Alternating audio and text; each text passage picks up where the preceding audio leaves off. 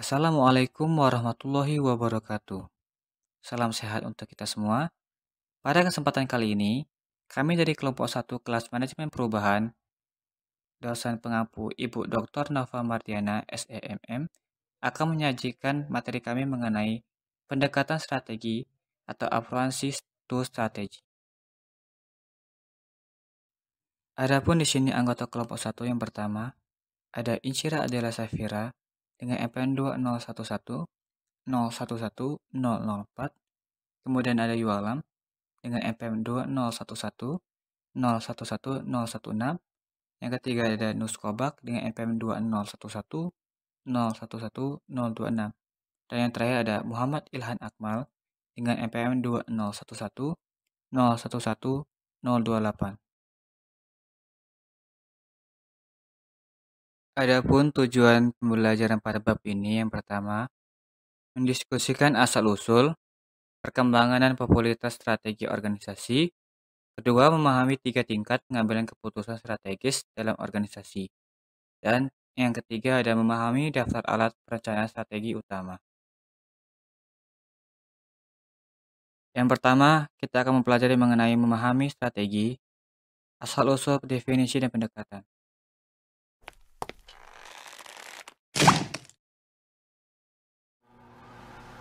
All companies need a strategy so the employees will know what they don't do. Uh-oh. What should I do? Uh-huh. We don't do that.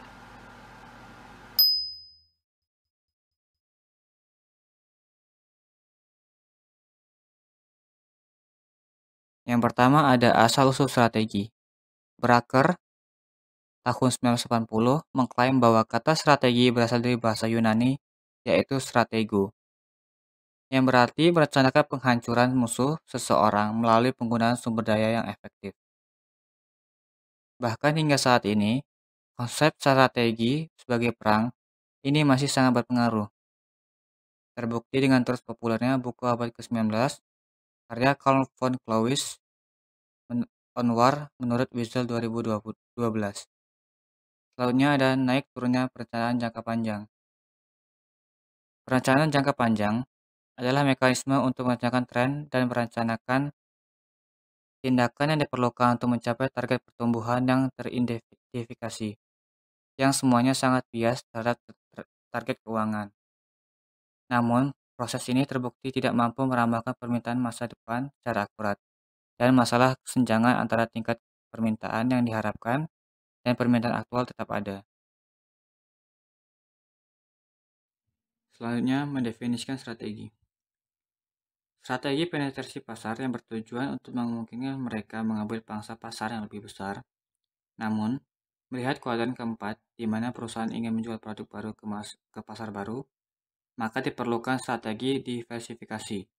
Buku Ansoff memberi manajer sejumlah besar daftar periksa dan bagan untuk memungkinkan mereka memperoleh tujuan, menilai sinergi antara berbagai bagian organisasi, menilai profil kompetensinya, dan memutuskan bagaimana, di mana, dan dengan cara apa untuk berkembang. Nah, ada 5 definisi strategi menurut Mitchell Friend. 1. Strategi sebagai rencana. Menurut pandangan ini, strategi adalah beberapa bentuk tindakan yang dimaksud secara sadar yang dibuat sebelum peristiwa. 2. Strategi sebagai taktik. Disinilah strategi merupakan manuver untuk mengocal lawan. 3. Strategi sebagai pola.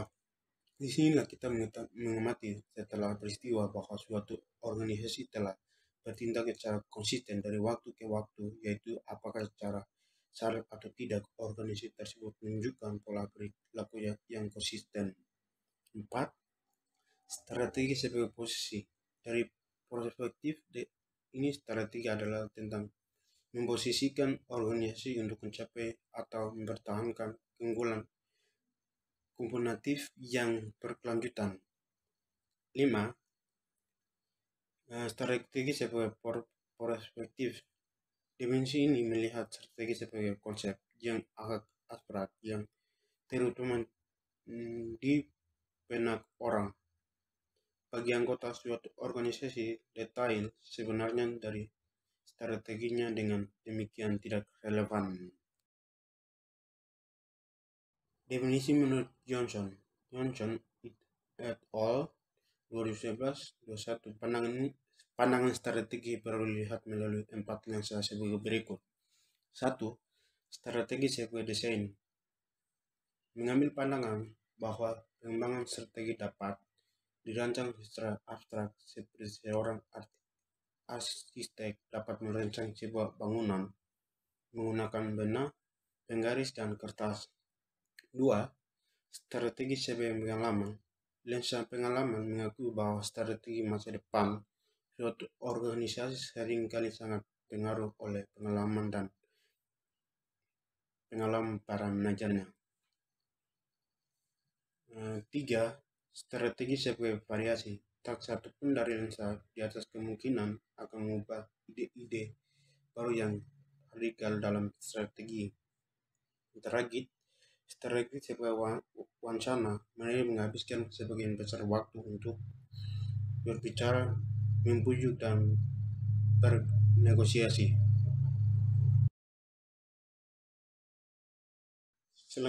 Selanjutnya, pendekatan strategi partisipatif versus aliran analitis. Dalam penelitian strategi, terutama meningkatkan berbagai definisi strategi yang dikemukakan oleh Michael et al. 2009 dan John et al. 2011, ada dua hal yang perlu ditimbangkan lebih lanjut. 1. Apakah strategi merupakan proses atau hasil dari suatu proses? 2. Apakah strategi merupakan fenomena ekonomi rasional atau fenomena organisasi sosial?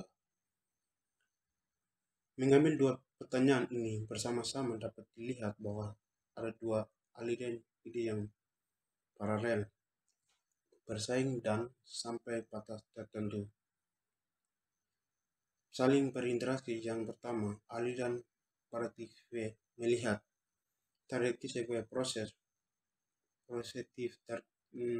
terkontrol, desainnya berdasarkan model rasional pengambilan keputusan yang menghasilkan strategi yang desainnya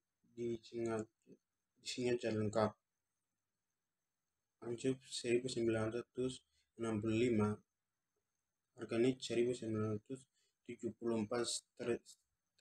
Stanior 1969. Kedua aliran yang lebih tertarik untuk memahami bagaimana organisasi sebenarnya merumuskan strategi daripada menentukan bagaimana mereka harus memasukkannya. Berpendapat bahwa itu adalah hasil dari proses sosial politik kompleks yang terlibat dalam pengambilan keputusan organisasi.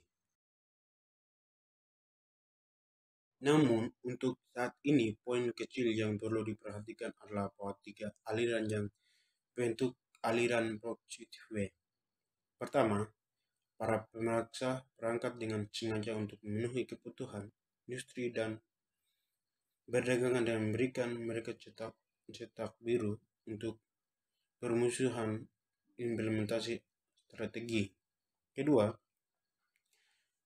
mereka berinteraksi erat dengan sejumlah konsultan terkemuka, terutama Washington Group dan sekolah bisnis terutama Harvard, untuk mempermaksikan pekerjaan mereka dan menyesuaikannya dengan kebutuhan organisasi.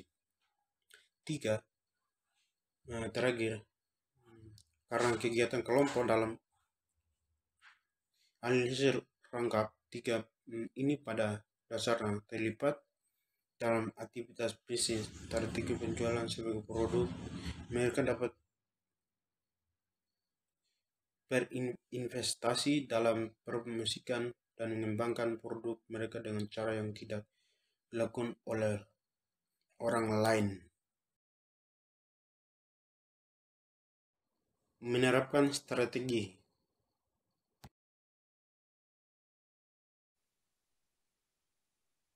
Interested in excuses. We're about to lose one of our best customers, and I want to know how the hell that could happen. Berger, you guys closed this deal. How did you figure we could deliver 26,000 units this quarter? Hollander said we could increase capacity if we needed to. Whoa, hold on a minute. What I said is we could gear up to increase capacity. But that takes time. I can't do it overnight. Right now, our capacity is based on current projections. What projections? Well, you know, same estimate I've used for the past 12 months. Last quarter, plus 2%. Where does that get us to? 17,000 units. We might be able to max that up to 19,000, tops. But of course, that's just a theoretical number. Theoretical? Yeah, I mean, realistically, I've only got enough components ordered for 14,000 units, which is based on the projection I was given. Who gave you those projections, huh? I want to know who gave you those projections. You did, sir. Need more accurate information? Strategi model kekuatan kombinatif. Prinsip utamanya adalah kebutuhan untuk menyelesaikan organisasi dengan lingkungannya. Aspek kuncinya adalah industri atau industri di mana ia bersaing. Pendukung pandangan ini percaya bahwa struktur industri sangat mempengaruhi aturan permainan kombinatif serta berbagai strategi yang terbuka untuk organisasi. Pandangan berbasis sumber daya. Fokus RPF adalah pada hubungan antara sumber daya, organisasi, dan kinerjanya. Para pendukungnya pendapat bahwa daya saing disarankan pada penyebaran sumber daya yang unggul atau unik daripada dari manuver taktis atau penentuan posisi pasar produk. Sumber daya tersebut termasuk aset berwujud seperti pabrik dan peralatan, aset tidak berwujud seperti petan dan mereka, dan kemampuan seperti keterampilan, pengetahuan, dan berkat individu dan kelompok. Strategi berikutnya yaitu model konflik strategis. Carl Shapiro, The Theory of Business Strategy, yang berpendapat bahwa perusahaan dapat meningkatkan keuntungannya dengan menggunakan taktik mempengaruhi untuk mengubah perilaku para pesaingnya. Taktik tersebut termasuk investasi dalam kapasitas, R&D, periklanan, pengurangan harga, pembangunan reputasi, dan penggunaan kompetisi dan kerjasama secara simultan.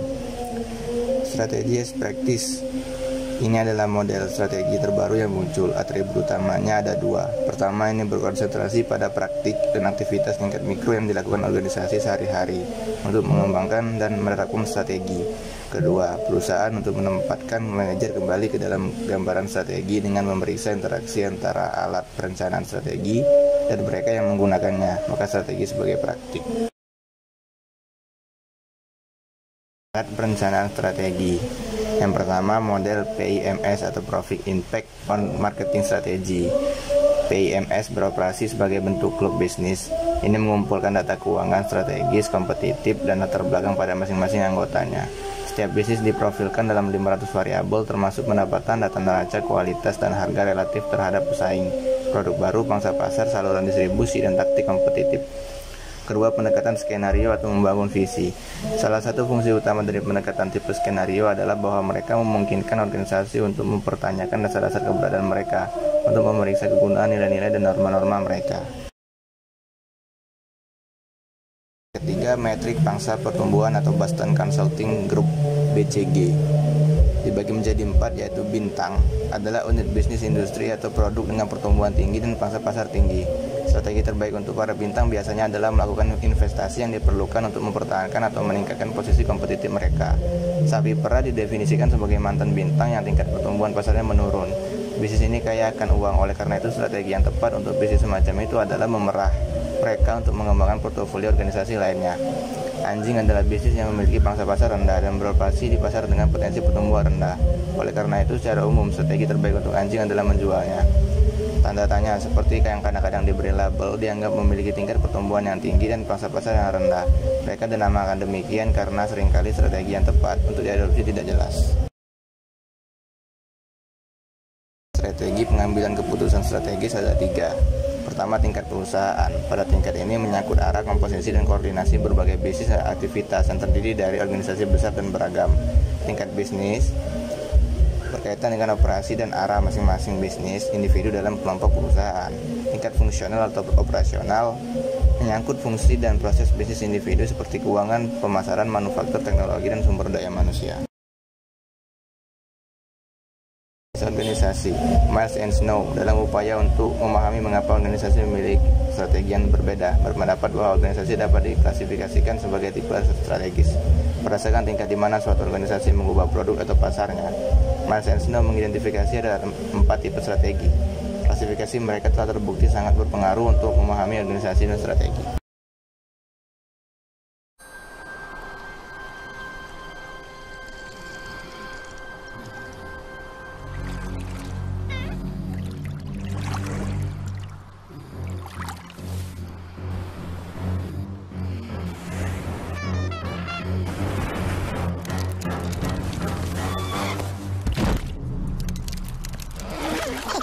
It's smarter to travel in groups.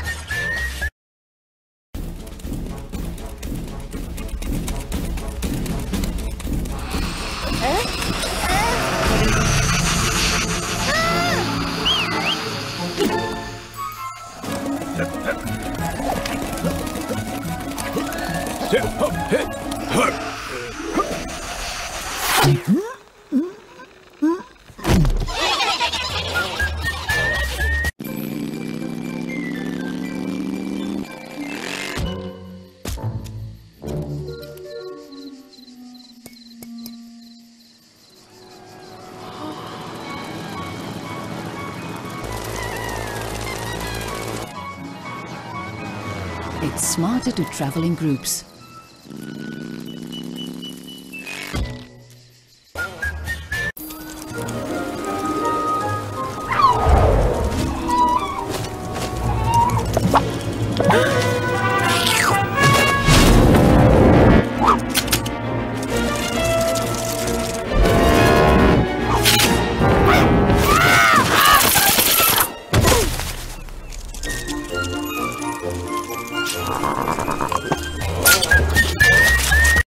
Klasifikasi tipe strategis Miles and Snow. Yang pertama, pembela. Ini mencari stabilitas dan efisiensi internal dengan hanya memproduksi serangkaian produk terbatas. Diarahkan pada segmen pasar keseluruhan yang sempit tetapi relatif stabil, yang mereka pertahankan secara agresif. Yang kedua, prospektor. Bertujuan untuk fleksibilitas internal untuk mengembangkan dan mengeksploitasi produk dan pasar baru. Yang ketiga, penganalisa. Berusaha memanfaatkan yang terbaik dari kedua jenis sebelumnya. Mereka bertujuan untuk meminimalkan risiko dan memaksimalkan keuntungan. Yang keempat, reaktor. Jenis organisasi ini menunjukkan pola yang tidak konsisten dan tidak stabil yang disebabkan oleh mengejar salah satu dari 3 strategi lainnya secara tidak menentu. Pendekatan generik Whittington untuk strategi. Yang pertama yaitu pendekatan klasik. Pendekatan klasik ini melihat strategi sebagai proses rasional perencanaan jangka panjang yang bertujuan untuk memaksimalkan laba. Yang kedua, ada pendekatan evolusioner. Percaya bahwa tujuan strategi adalah memaksimalkan keuntungan, tetapi mereka menganggap masa depan terlalu bergejolak dan tidak dapat diprediksi untuk memungkinkan perencanaan yang efektif. Yang ketiga, pendekatan persesual. Pendekatan persesual ini memandang organisasi dan anggotanya sebagai koalisi pergeseran individu dan kelompok dengan kepentingan yang berbeda, pengetahuan yang tidak sempurna, dan rentang perhatian yang pendek. Dan yang keempat, yaitu ada pendekatan sistematik. Pendekatan sistematik ini berpendapat bahwa sifat dan tujuan strategi bergantung pada konteks sosial tertentu di mana organisasi itu beroperasi. Tujuan praktik dan budaya nasional. Kasus kendala spesifik negara sangat banyak mengikuti argumen perspektif sistematik pada strategi dan jelas selaras dengan teori institusional. Pandangan ini melihat operasi organisasi sangat dipengaruhi oleh sistem sosial di mana mereka beroperasi. Dalam beberapa kasus, seperti di Jepang dan Jerman, patriotisme, kebanggaan nasional, dan etos kolektivis telah menciptakan lingkungan bisnis yang mendukung pencapaian tujuan nasional jangka panjang. Hal ini tercermin dalam perilaku masing-masing perusahaan dan lembaga keuangan yang lebih menyukai pertumbuhan yang stabil dalam jangka menengah dan panjang daripada memaksimalkan keuntungan jangka pendek. Praktik dan norma industri dan sektor. Bagian ini mengikuti dari perspektif perusahaan di sektor Child dan Smith tahun 1987. Mereka percaya bahwa kondisi objektif yang beroperasi di suatu sektor, pemahaman manajer tentang dinamika sektor, dan sifat serta tingkat kolaborasi antar perusahaan, semuanya bergabung untuk menentukan jalur yang harus diambil perusahaan untuk kesuksesan masa depannya. Yaitu mereka mengambil perspektif teori institusional tentang perubahan. Hal ini terutama terjadi di mana sektor ini sangat kompetitif. Akibatnya, argumen Child dan Smith adalah bahwa perusahaan harus tetap berpegang pada aturan keterlibatan di sektor mereka atau binasa. Lingkungan bisnis. Biasanya, upaya memanipulasi lingkungan bertujuan untuk mengurangi ketidakpastian atau setidaknya mengatasinya daripada meningkatkannya. Allier dan Vissirotto tahun 1989 mengidentifikasi 3 cara untuk mengatasi ketidakpastian. Yang pertama, melalui prediksi dan perencanaan. Kedua, melakukan restrukturisasi untuk fleksibilitas. Dan yang ketiga, memanipulasi atau mengendalikan lingkungan. Jadi, tentu saja ada cukup bukti untuk menunjukkan bahwa mungkin untuk mengubah, mengendalikan, atau memanipulasi lingkungan di mana organisasi beroperasi. Dan dengan demikian memerlukan atau memungkinkan pendekatan strategi tertentu. Karakteristik organisasi. Miles dan Snow tahun 1978 menunjukkan bagaimana karakteristik organisasi dapat mempengaruhi pilihan strategi. Jelas ada banyak karakteristik organisasi yang bertindak untuk membatasi atau memfasilitasi pilihan manajerial. 4 hal yang memiliki kepentingan khusus, yaitu struktur, budaya, politik, dan gaya manajerial. Sedangkan Burns mengidentifikasi 2 keadaan organisasi dasar. Yang pertama, konvergen, yaitu keadaan stabil membutuhkan manajer dengan gaya transaksional, yaitu orang yang pandai mengoptimalkan kinerja organisasi dalam batasan kebijakan yang ada.